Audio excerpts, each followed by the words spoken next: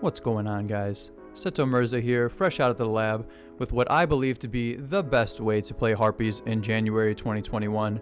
But before we get started, I just wanted to give a huge shout out to you guys for all of the support that I got on my channel after my last video, the Harpy combo tutorial.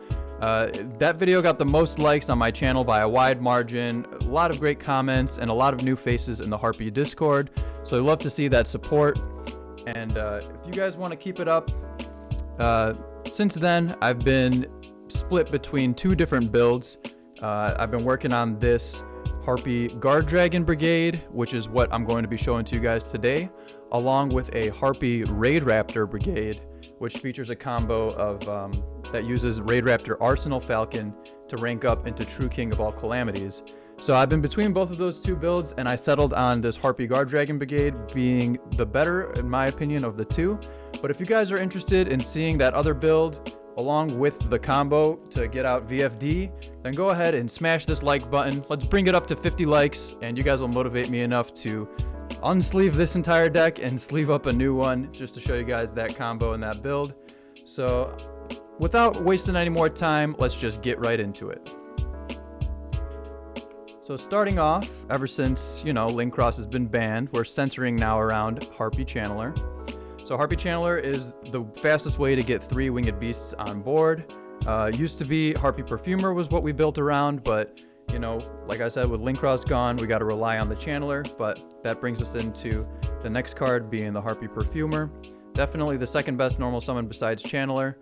Perfumer plus any extender will get you there as well. And just all around great Harpy name. Hopefully we can get more support on the level of Perfumer in the future. Next we got triple vanilla Harpy Lady. So the reason why we're playing 3 vanillas in this build is obviously the unexpected die synergy, but I've gone back to playing the World Chalice Guardragon. So if you guys don't know, World Chalice Guardragon plus vanilla Harpy Lady is full combo through and a gate on Romulus, since you can get the extra normal summon with Imduck, the World Chalice Guardragon, the Link one. But we'll get more into that later. So the 3 vanilla Harpy Lady. The Harpy Lady one little attack boost doesn't come up too often, so it might as well be a vanilla as far as I'm concerned. And then to round it all off, we've got the 1 Harpy Harpist. Harpy Harpist there just mainly to have another Harpy name, and I feel like she's the best because the Oracle special summon effect is very inconsistent, and we are not main decking the Harpy's Hunting Ground in this build, so I don't think it's worth running the Queen in the main deck.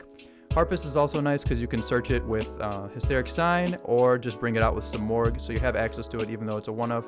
And it's obviously the best discard target out of the Harpies for Tri-Brigades as well as for Channeler effect. So speaking of Tri-Brigades, that brings us into the Tri-Brigade package. So we got triple Tri-Brigade Fractal, we got double Nerval, and then the single Tri-Brigade Keras. This is the current Tri-Brigade lineup. I know the Tri-Brigade kit is coming out in Blazing Vortex not too far from here, so that should be a nice way to spice things up. But for now, we're playing the 3-2-1 ratio. So the reason why we're playing the double Nerval is because if you draw Fractal plus Nerval, you want to be able to keep the Tri-Brigade engine alive. So you still want to be able to discard Fractal to dump Nerval to search Keras. And Nerval, if you hard open it, actually there's another combo, I think I featured it in my last video, where you can normal summon Nerval and go up into Link Karibo and then be able to make some Morgue in the barrier statue from there. So this is the ratio that I've been having the best success with. The Tri-Brigades in this deck mostly function as a kind of like a supplementary engine, which can help you if your normal summon gets stopped, or if you don't open up enough Harpies to be able to full combo. The Tri-Brigades come in and help get you there. They help get you into some Morgue, or they help give you that extra layer of disruption with the Ancient Warriors link if you already have some Morgue. So really like the Tri-Brigades here. They allow for non-linear gameplay and alternate win cons, which is something that I feel all combo decks should have.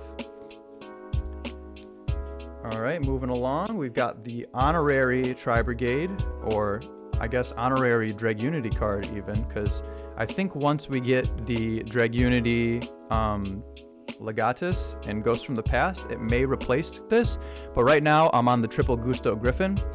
Griffin is really nice because anytime it's sent from hand to the graveyard, you can special summon another copy of itself from the deck.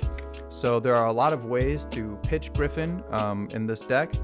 The Tri-Brigades being probably the best way, along with, we'll get to it later, but I've got Dragon's Ravine as well, being a searchable outlet to discard Griffin.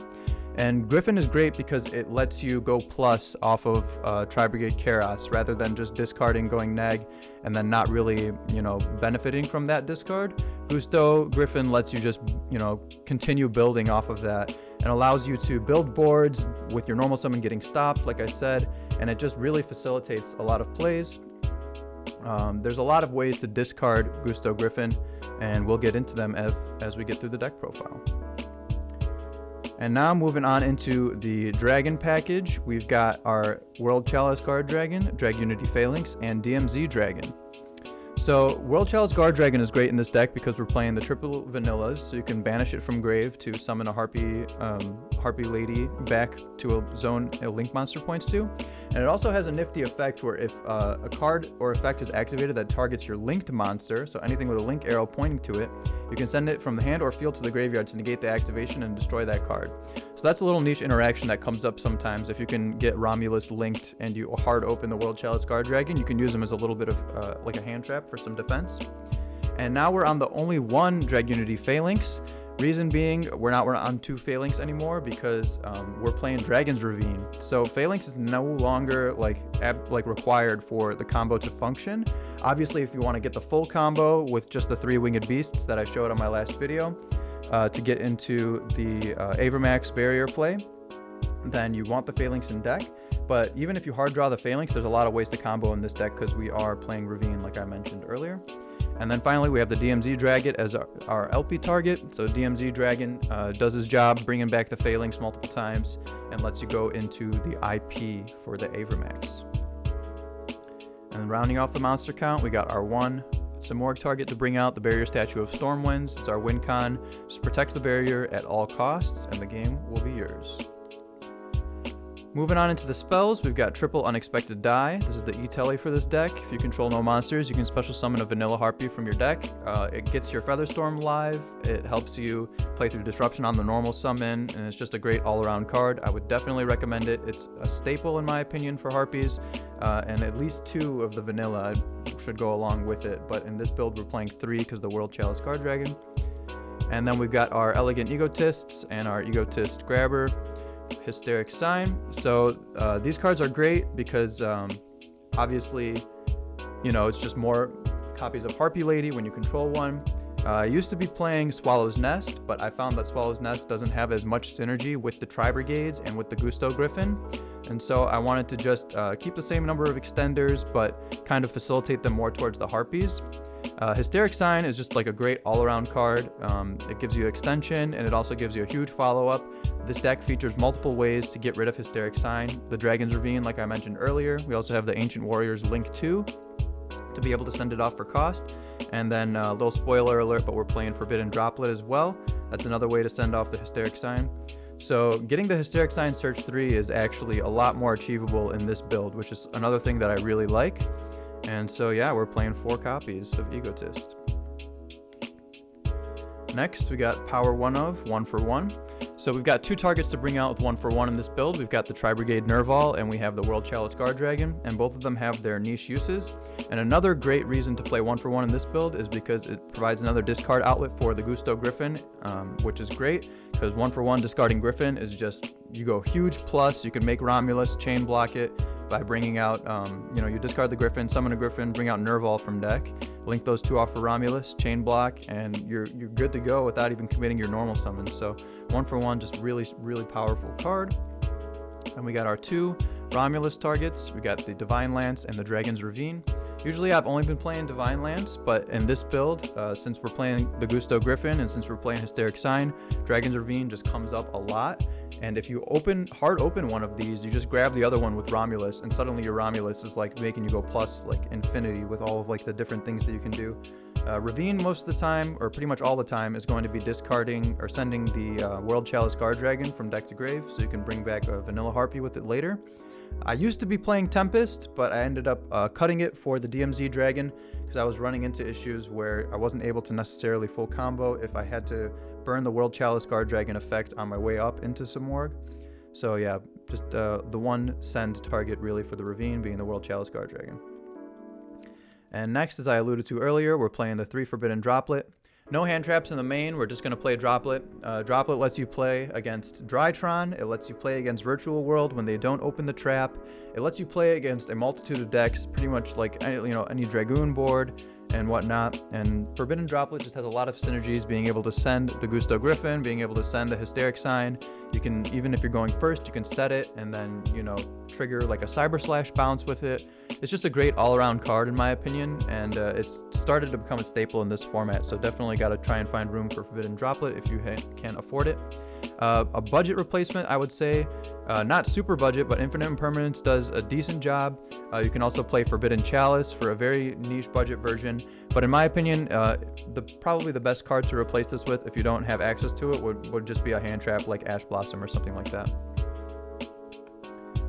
Next, we've got our Harpy power cards. We've got our Harpy's Feather Duster and our 3 Harpy Featherstorm. Feather Duster is great because obviously you just wipe the back row and you can use it to combo off with Channeler effect, and then the Featherstorm just being, 3 more copies of Forbidden Droplet on steroids. So this deck has got a really, really good time of going second and just being able to negate everything that the opponent put up if they're putting up a monster heavy board, and actually being able to play through it. So that's why I really like Featherstorm and Forbidden Droplet together, because they're very similar cards. Moving on into the extra deck, we'll start off with the Link 1s. We've got our World Chalice Guard, or Imduck, the World Chalice Dragon, and our Link Karibo. So Imduck I alluded to earlier. You link off the Vanilla Harpy into making him.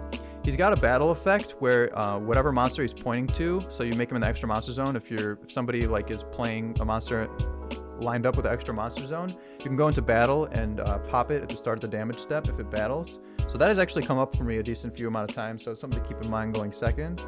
And then he also has the other effect where you can gain a normal summon in addition to your normal summon with the World Chalice Guardragon.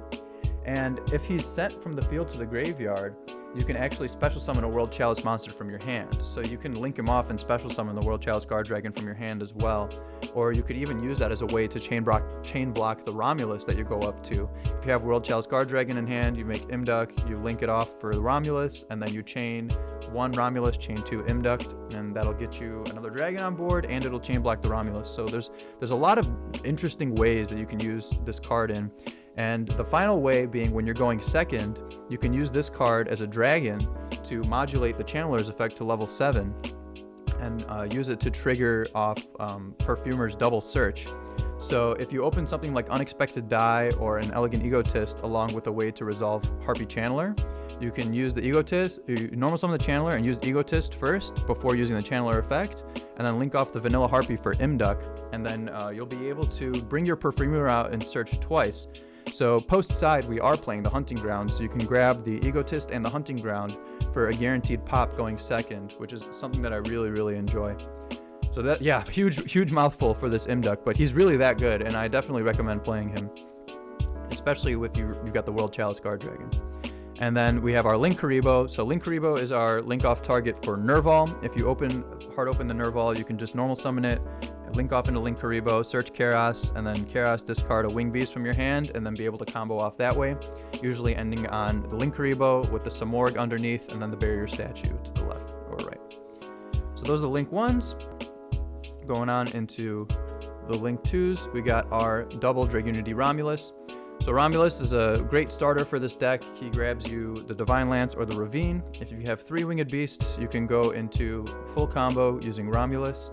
The reason we play 2 is because later on in the combo you need a target to link off your 2 Guard Dragons, and also if your first Romulus gets stopped, you can go into a second Romulus, and even if your first Romulus goes through, if you're not able to full combo, then later you can go into the second Romulus and grab your second target, because we are playing the Divine Lance and the Ravine, so that's always nice. Then for our Tri-Brigade targets, we've got our Harpy Conductor, our Simorg Bird of Sovereignty, and our Ancient Warrior's Oath Double Dragon Lords. So all of these cards can be brought out with the Tri-Brigade effect. Harpy Conductor is usually used as like a stepping stone to try and get you up into some Morg. So you can use like Chaos, Banish 2 for Conductor, and then link off the Conductor plus Chaos for some Morg usually. And Conductor also has another effect where if a Harpy monster you control would be destroyed by battle or card effect, you can destroy one spell or trap you control instead. So if you have a face-up Hysteric Sign on the field, it's usually a good idea if you can get Harpy Conductor out and then protect from battle by being able to send the sign. And the second effect is really not going to happen. If a face-up Harpy gets bounced to your hand, then you can target one special summon monster your opponent controls, return it to the hand. That effect won't really come up. I think the only way to really trigger that effect on your own in this deck is by using a Harpist effect going second when you normal summon Harpist when you control another winged beast monster. But that's just so niche, I just don't really ever see that come up. Samorg is Samorg, he's the big bird, and then Ancient Warriors, Oath Double Dragon Lords. Really good, Link 2 for disruption. He can send a face-up card or card from your hand or face-up field to the grave as cost. Target one card your opponent controls, return it to the hand. Usually it's going to be used on whatever's trying to battle over the barrier statue, and you can use it to send Hysteric Sign for cost and be able to trigger that search in the end phase. Then moving on, we've got our Guardragon package, the Pisty Elpie, which brings us into our IP and then our Avermax. So this little 4-card package is like a whole secondary win con on its own, in my opinion.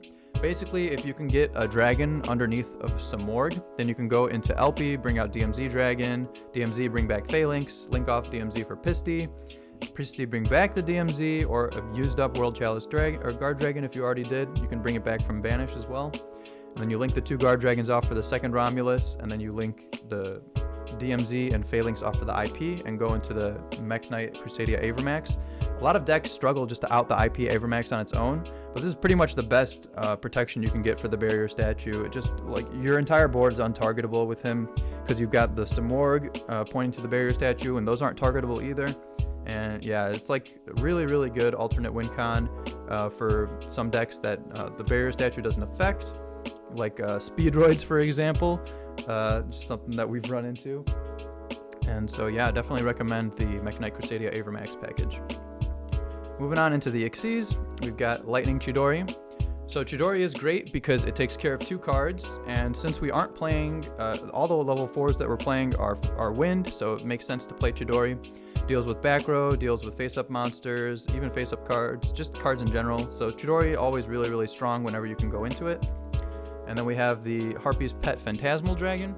So this has been a new addition as of late, and the main reason for playing this card has been Zeus. You can get 3 Harpies into Phantasmal Dragon, attack directly for 2,000 and have targeting protection, and then go into a 4-material Zeus after that attack lands. And that's great, but the Phantasmal Dragon on its own has another niche interaction, which is really relevant this format versus any deck that can play True King of All Calamities.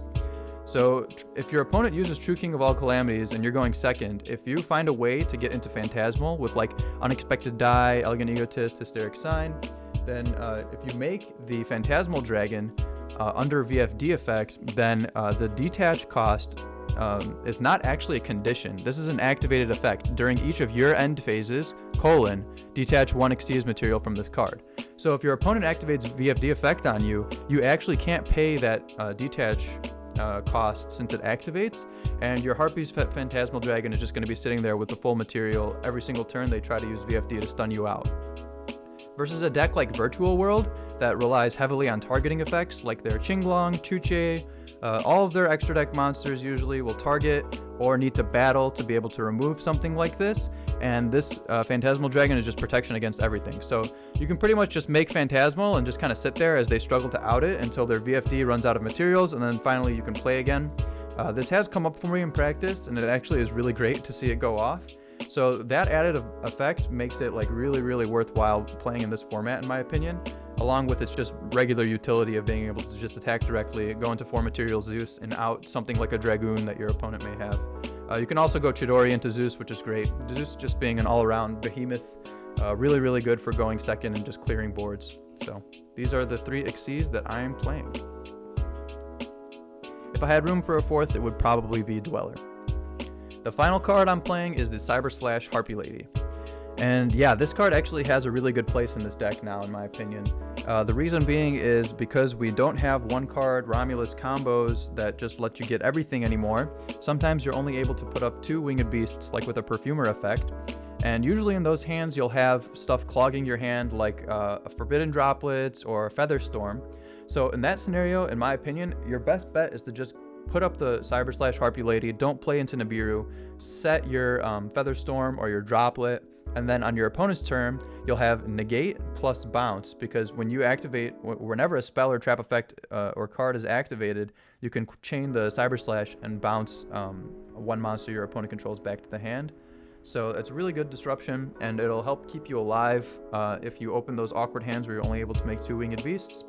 And something else that I found is if you have extra bodies at the end of your combo, the Cyber / is something that you can add on top of your board as even more disruption.